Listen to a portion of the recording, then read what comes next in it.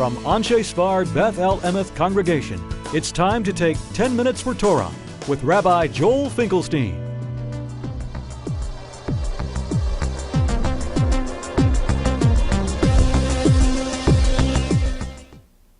Welcome to our discussion of Ein Kelokeinu, forbidden prayer. If we look at Ein Kelokeinu, it's very strange. They say there's no one like our God. Well, of course there's no one like our God. There's only one God.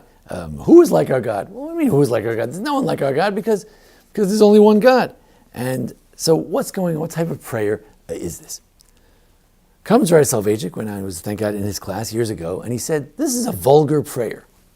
We said, but Rabbi Soloveitchik, it's written by the Gaonim. It's written in early times. How could you say that? So he said, well, the Rabbi Soloveitchik's family had sometimes a dismissive attitude towards Gaonim. Some Gaonim were great, like Rabbi Hai Gaon, Rabbi Sadi Gaon, Rabbi Amram Gaon, and others, his grandfather could learn better than some of the Gaonim. So he didn't like Ein Kelokeinu. So I let that sit for a number of years. Of course, when you're in a synagogue and they're singing Ein Kelokeinu, you join in. It's not nice to not participate when people are praising God.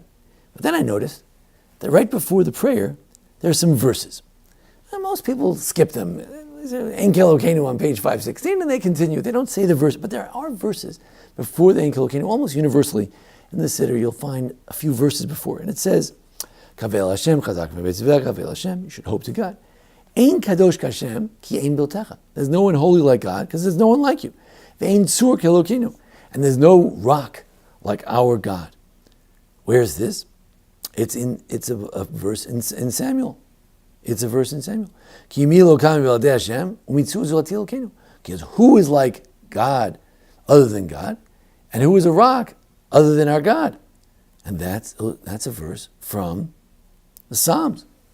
So say to ourselves, that's interesting. We have Ein Kelokeinu, it says there's no one like our God. And before that, we say some verses. So I thought that, you know what's going on here? Those who codified the Ein Kelokeinu to be part of the prayer, they said to themselves, wait a second. This prayer is problematic, like Rabbi Soloveitchik said. You can't just talk about how there's no one like your God. It implies there are other gods.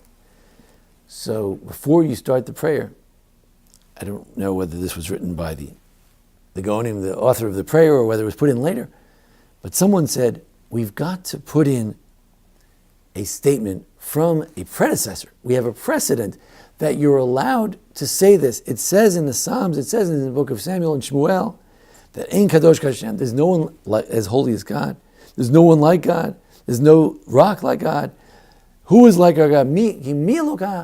And since there are such verses that say such things, that are very similar to what we're saying in Ein Kelokeinu, we say Ein Kelokeinu, Mi Kelokeinu, there's no one like our God. Who is like our God? Therefore, since we found the precedent for it, then you can say it. Then and only then.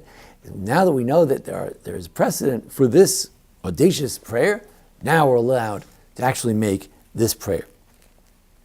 My father of blessed memory liked to point out that he heard from others that first we affirm Ein Kelokeinu. We say, look, there is no one like our God, so forget about it. Then you can ask a question, Mi Kelokeinu. In other words, in general, we affirm our principles.